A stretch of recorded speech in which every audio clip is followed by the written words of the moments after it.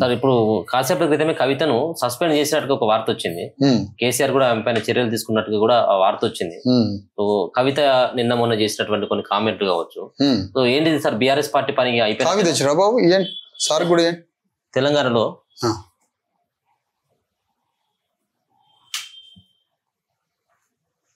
తెలంగాణలో BRS party ఉన్నటువంటి black coffee మందు అనుకోలేదు. Okay, thank you sir. BRS party పని రాష్ట్రంలో అయిపోయినట్టేనా? కవిత కూడా వ్యతిరేకిస్తా ఉన్నది. బీఆర్ఎస్ పార్టీ బీజేపీతో కూడా కలిసేందుకు గతంలో ట్రై చేసింది చాలా అన్నటువంటి వ్యాఖ్యలు చేసింది. సో ఆమె మళ్ళీ హరీష్ రావు మీద, సంతోష్ రావు మీద కూడా వ్యాఖ్యలు చేస్తే కేసీఆర్ ఆమెను తీసేసి అయిపోయింది, ఇక పార్టీ నుంచి సస్పెండ్ చేసి అయిపోయింది. సో ఏంటి సార్ రేపు జరగబోయేది ఏంటి? కవిత వల్ల బీఆర్ఎస్ పార్టీకి ప్రమాదం పొందుతుందా? ఇంకా ఒకటేందంటే బీఆర్ఎస్ పైన అంత తొందరగా అయిపోదు. అది ఫీనిక్స్ పక్షి లాంటి కూడా కేసీఆర్. అంటే చచ్చిపోతుంది ఫీనిక్స్ పక్షి, చచ్చిపోయిన బూడిదల నుంచి మళ్ళీ పక్షిగా బయటకు వస్తుంది. అంత పవర్ ఉన్నాడే కానీ కొన్ని అనివార్య పరిస్థితుల్లో కేసీఆర్ చాలా చాలా డేంజర్ సిచ్యువేషన్ లో ఉన్నాడు. ఫ్యామిలీ డిస్ప్యూట్, పార్టీ పరిస్థితి బాగాలేదు, సమాజంలో డిమోరలైజ్ కాదు, ఇదంతా ఉంది. ఈ సస్పెన్షన్ కావడం అనేది మనం ఊహించిందే. ఇదంతా ఊహించిన విషయమే. ఈ ఊహించిన విషయంలో ఇప్పుడు రాష్ట్ర ప్రజలు ఒక కొత్త ముఖాన్ని అయితే చూస్తారు. కవితలో ఉన్న సహజమైన భావోద్వేగం, న్యాచురల్ తన ఎమోషన్స్ని రాజకీయ రూపంలో బయటకు వస్తే ఈ రాష్ట్ర ప్రజలు చూస్తారు. తన న్యాచురల్ ఎమోషన్స్ అన్నీ పార్టీలో ఉన్నప్పుడు బయటికి రాలే, ఉద్యమంలో ఉన్నప్పుడు రాలే, అధికారంలో ఉన్నప్పుడు రాలే, అంతకుముందు రాలేదు తన లైఫ్లో. కానీ ఇప్పుడు తన యొక్క సహజమైన భావోద్వేగాలని రాజకీయ పోరాట రూపంలోకి బయటకు వస్తుంది అనేది నా అంచనా. అది మాత్రం మనం చూస్తాం. నమ్ముతారు సార్ ఇప్పుడు కవిత కొత్త పార్టీ పెట్టుకొని బయటకు వస్తే ఆ నమ్మేటువంటి స్థితిలో తెలంగాణ ప్రజలు ఉన్నారా? తెలంగాణ ప్రజలంటే ప్రజలు ఎప్పుడైనా కూడా ఒక మానసిక స్థితిలో ఉంటారనేది ఎప్పుడు మీరు అనుకోవద్దు. ఈ రోజున్న మైండ్ సెట్ రేపు ఉండదు, రేపు ఉన్నది ఎల్లుండి ఉండదు. అందుకని ఈ మైండ్ సెట్ ఎప్పుడైనా ఎటైనా టర్న్ అవుతుంది. ఇవాళ ఉన్న పరిస్థితి రేపు ఉండదు. కేసీఆర్ పరిస్థితి ఈ రోజు ఇట్లా అయితే నేను అనుకున్నాను అనుకోలేదు. అందుకని పరిస్థితులు ఎటైనా చేంజ్ కావచ్చు, ఎటైనా టర్న్ కావచ్చు.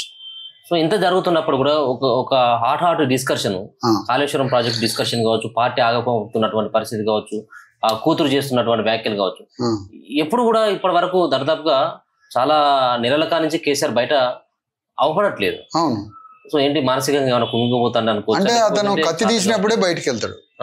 ఆయన కత్తి బయటికి తీయాల అంటే యుద్ధానికి సిద్ధమైనప్పుడు మాత్రమే కేసీఆర్ బయటకు వెళ్తాడు. మీరు మొత్తం రాజకీయ హిస్టరీని చూడండి. తన వ్యూహాన్ని, తన యుద్ధాన్ని, తన చతురతని, అది డైలాగ్ రూపంలోనో ఏ రూపంలోనో అతను వారు డిక్లేర్ చేసి మైదానంలోకి వచ్చినప్పుడే నీకు బయటకు వెళ్తాడు. అప్పటిదాకా ఆలోచన సమస్య ఏదో ఒక రూపంలో ఉంటాడు. అందుకని ఈ రోజు మాత్రం చాలా చాలా దుస్థితిలో ఉంది పార్టీ. ఎట్లా బయటకు తీసుకుంటారో మనకు తెలియదు కదా, అది మనకు అనవసరం కదా, మాకైతే అనవసరం. అవును, కానీ ఎందుకని అంటే ఎన్ని రోజులని ఇంకా మౌనం, ఇంకా దాదాపు 2 సంవత్సరాలు అయిపోతా ఉన్నది. 2 సంవత్సరాల దగ్గరకు వచ్చింది కాంగ్రెస్ పార్టీ అధికారంలోకి వచ్చి. సో ఇప్పుడు తీస్తారు అస్త్రాలు. ఇప్పుడు మీరు అంటే ఒకటి ఏంటంటే రేవంత్ రెడ్డి అనే వ్యక్తి కేసీఆర్ కి అప్డేట్ కేసీఆర్, అతను అప్డేట్ కేసీఆర్ కి అప్డేటెడ్ కేసీఆర్. అంటే దాని అర్థం ఏంటంటే ఇప్పుడు కేసీఆర్ ఒక సామెత వాడతాడు, పొడుగోడిని పొట్టోడు కొడితే, పొట్టోడిని పొడుగోడు కొడితే పొడుగోడిని పోషమ్మ కొట్టిందని అన్నట్టు. ఇప్పుడు ఆ పోషమ్మ ఎవరు? ఆ పోషమ్మ ఎవరు? ఇప్పుడు రేవంత్ రెడ్డి. అంతే కదా. అంటే రేవంత్ రెడ్డి అనే నాలెడ్జ్ అంతా కేసీఆర్ నాలెడ్జ్. అది రేవంత్ రెడ్డిలో వస్తున్న ప్రతి అణువు నాలెడ్జ్ అది కేసీఆర్ నాలెడ్జ్. ఎందుకంటే అది లెగసీ కంటిన్యూటీ. ఒక వర్గ రాజకీయం ఎట్లుంటుందంటే అతనితో ఢీకొని అతన్ని సమాధి చేసి ఇతను బయటకు వచ్చినప్పుడు ప్రోగ్రామ్ కూడా అతని నుంచే తీసుకున్నాడు రేవంత్ రెడ్డి. కేసీఆర్ నుంచి వచ్చిన ప్రోగ్రామే అదంతా. అప్డేటెడ్ కేసీఆరే రేవంత్ రెడ్డి. ఇంకా చెప్పాలంటే రెడ్డి కులంలో కేసీఆర్ పుడితే, వెలమ కులంలో రేవంత్ రెడ్డి పుడితే అంతే అంతే. ఇప్పుడు రెడ్డి కమ్యూనిటీ టాప్ ఇంటెలెక్చువల్ గా మారింది. మనం అంతకుముందు చెప్పినా ఒకసారి, రెడ్లల్లో టాప్ ఇంటెలెక్చువల్ గా రెడ్డి జాతిని మొత్తాన్ని టర్న్ చేసింది సూరవరం ప్రతాప్ రెడ్డి. సూరవరం ప్రతాప్ రెడ్డి తెలంగాణ రెడ్డి కులాన్ని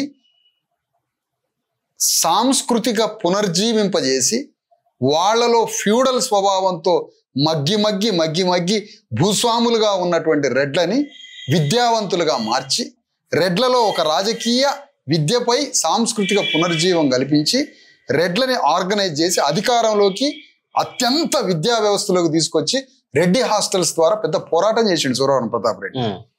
అలాంటి సూరవరం ప్రతాప్ రెడ్డి ఒక మేధావి. తర్వాత రెడ్డిలో వచ్చిన అత్యంత పెద్ద మేధావి వైఎస్ రాజశేఖర రెడ్డి. ఆ తర్వాత అత్యంత మేధావిగా వచ్చిన రెడ్డి రేవంత్ రెడ్డి. ముగ్గురు రెడ్లు ఇక్కడ. కాబట్టి ఈ రేవంత్ రెడ్డికి వచ్చిన నాలెడ్జి మొత్తం కేసీఆర్ నుంచి వచ్చింది.